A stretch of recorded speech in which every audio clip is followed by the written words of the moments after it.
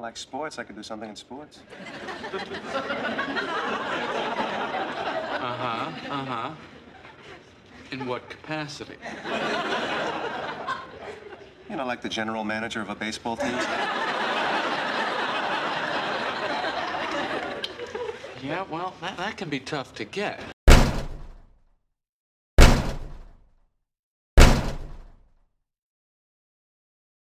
The problem I have with some of these personality assessments and like the Myers-Briggs or the Strengths Finders and other assessments is that they don't answer the million-dollar question. And the million-dollar question is, now what? Now what do I do with my life? No, seriously, what should I do with my life? Okay, I took the Myers-Briggs. I'm an ENTJ. Okay. Now what? Does that mean because I like other people that I should become a salesperson? Does that mean because I'm a connector that I should become a recruiter? Does that mean that I should become a doctor because I enjoy giving forward? Like, what does that mean? What action should I take with my life? And so over the course of this video, I'm going to give you some of my secrets and the questions that I ask to the people that I'm having coffee with. And I've done hundreds of these, and I've gotten really good at honing down on what the real issues are and what's holding people from taking the next step. Okay, sports, movies. What about a talk show host? Talk show host, that's good. I think I'd be good at that. I talk to people all the time. Someone even told me once they thought I'd be a good talk show host. Really? Yeah, a couple of people. Number one is the dream job doesn't exist, so stop following it. I know you're trying to combine two skills into one, but let's be real. What you're looking for, especially if you're watching this video, it doesn't really exist in real life. And by going after that, I think you're really setting yourself backwards. So when I'm doing a coaching session, when I'm talking to somebody, the first thing that I do, the first question I ask is, what is your dream situation? Again, not your dream job, but what is your dream situation? And so I'll give you an example of what that means. For me, I am very clear on what I want my life to be like. I want to live and work out of Thailand. I want to be able to do it on my own terms, and I want it to involve writing and possibly digital marketing or a combination of both. I know that's what I want to do. I've already did an experiment last year where I took a 6-month trip with my wife and my 2-year-old daughter at the time, and I said to myself, this is something that I can do. So for me, my dream situation is, how do I do that? I have to be independent. I have to be able to make good money outside of Thailand, and I have to be able to obviously do this all remotely, and I work backwards from my savings, I work backward from my career. How do I achieve that goal? And so like, I'm very clear, I don't want to build a huge digital agency. I'm very clear that I don't want to build a big company. I don't want to build a startup. And because I've been able to experience that firsthand, I know what I don't want, and this has helped me determine what my dream situation is. Tip number 2, accept the fact that nobody's going to hire you if you have no social proof in the job that you're applying for. If you're a project manager and you've been doing project management for 10 years and you want to become like a product marketer or a digital marketer and you don't have experience in this or social proof, not experience but social proof that you're good at digital marketing, then you're never going to get that job through applying online or any of the traditional means. Nobody's going to give you a chance to hire you at something you might be good at. It's not the way that this economy works, and it's not the way that this hiring system works. Nobody's going to give you a chance to hire you at something that they think that you might be good at, unless they're your aunt or your uncle, and sometimes I'd argue that that doesn't always work either. So the question is now is, how do you actually build social proof in something you don't have experience in? Especially if you're at this crossroads of your life where you're thinking, well, I'm doing project management, I don't want to see a project plan for the rest of my life. How do I actually get out of that field and do something else? But I also don't want to start over. How you actually get social proof for something, that's for a different video, but really comes down to hustle and understanding that you can get this experience on your own as a freelancer or on a side hustle. The internet is a crazy place where you can learn anything. And it's less about learning and reading. It's about doing. And so I talk to so many people, ask them, like, how do you learn new skills? And like, well, I read a lot of books. Like, reading is good, but if you're trying to build a new skill set, reading isn't going to help. I'm a big fan of reading books, but I know that when I need to learn something new, or I need to make a transition from one career to another, that I have to make that leap. And the only reason I can do that is to teach myself, or to learn these new skills, build that experience. Maybe I could be like an announcer, like a color man. You know how I always make those interesting comments during the game? Yeah, you make good comments. So what about that? Well, you know, they tend to give those jobs to ex-ball players and people that are, you know, in broadcasting. So the next tip is, especially if you're trying to make this transition from one career to another, and you're trying to figure out like what to do next with your life, the one thing you have to understand is, to make that transition, you only really have to convince one person. You have to convince one person to give you that job title and a job that you can do for a few years, and you can put on your LinkedIn and your resume, and it says, hey, I can actually do this.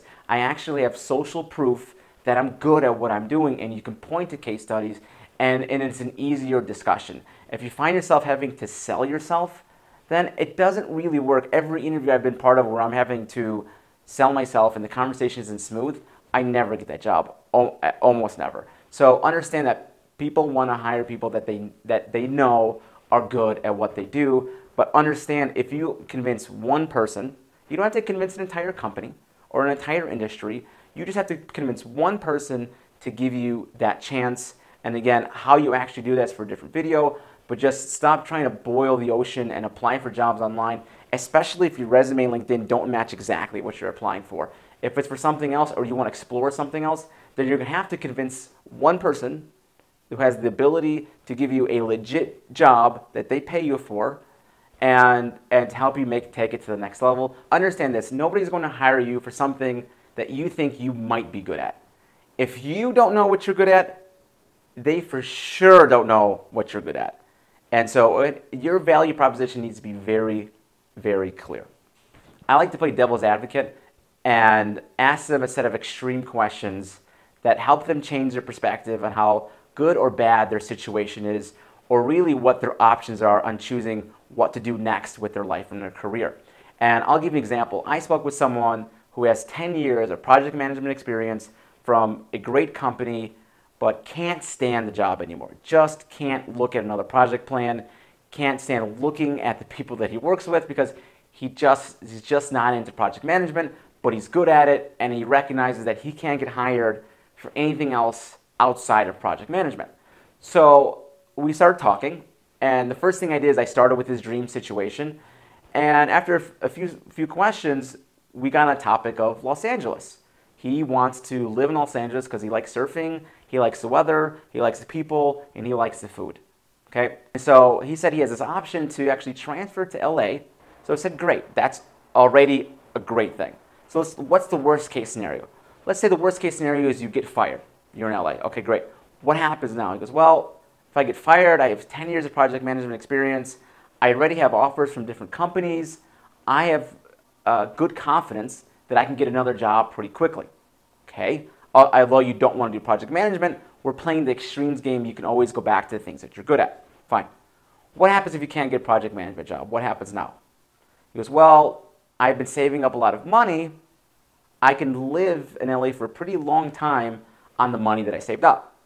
Okay, doesn't seem too bad. And that you've already made some great long-term decisions. Let's just say that you got fired from your job as a project manager in LA, and you run out of savings. What happened? Do you become homeless? Because do you have a wife and kids? He said no. I said okay, great. I said what's the worst case scenario? He goes, well, if that happens, I can always move in with my aunts and my uncle who live in Redondo Beach, and they have a big house that I can stay in. That's your worst case scenario. Your worst case scenario is you live with your wealthy aunts and your uncle in Redondo Beach who miss seeing you anyway. That's the worst thing that can happen if everything else fails. Now, I understand it's not ideal to live with your aunt and uncle, but if you play the extremes game, 9 times out of 10, it's really not that bad, and you've psyched yourself out of making that next step decision because you're so worried about what's going to happen next. Play the extremes game. Play the devil advocate. Sit down with your family or your friends and say, what is the absolute worst case scenario? What happens? How do you get that, though? Where do you start? Well, that's where it gets tricky. You can't just walk into a building and say, I want to be a talk show host. I wouldn't think so. It's all politics. Last tip is follow your effort, not your passions. I can't stand when somebody gets up on stage or on video and says, follow your passions. I think it's quite possibly one of the worst advice out there that you can give. Because my passion is to travel the world and take pictures of my food and post it on Instagram. That's literally my passion, but unfortunately, I won't get paid for that. So when I quit my job in 2012, it was the first time I've never had a paycheck. And what I naturally did subconsciously is I went to connect with other people. So I took a lot of coffee meetings. I took 250 coffee meetings in 400 days. And the next thing I did is I started writing every day. I never wrote in my entire life until I quit my job. And these two things, along with helping people advance their careers, these are the things that I spent a lot of time and effort on, even when I wasn't making money on it. Now I make money because of that, but that's naturally where I progress. So if someone told me that I can make $200,000 a year selling potatoes online while I live in Thailand, I'm going to be the best damn potato salesman that ever existed. Of course, I'm not passionate about potatoes. I can care less about potatoes. But I recognize that I'm good at it and I can make money doing it. And so when people say follow your passions, I think it's advice that's often misguided, and you need to follow your effort. If you quit your job, what are the things that you would do naturally? If you won the lotto, what are the things that you would do naturally without anyone telling you that you have to do that? And so follow your effort, become good at those things, and once you make money, you can start making riskier decisions with your career, and then you become really good at other things that you want to try out. Once you establish social proof that you're good at it, then you can go ahead and convince one person to help you make that leap into a different career. And that's how it works. And so if you're trying to figure out what do I do next with my life, stop reading, stop taking personality assessment tests. Again, they work a little bit, but they don't tell you what to do next with your life. And if you follow your effort, you build social proof, you'll understand that you can build opportunities in areas that you don't have direct experience in or that your resume doesn't say directly. And that's the way that I live my life. That's the way that I advance my career. And if you do that, I think you'll have a lot of success in your life.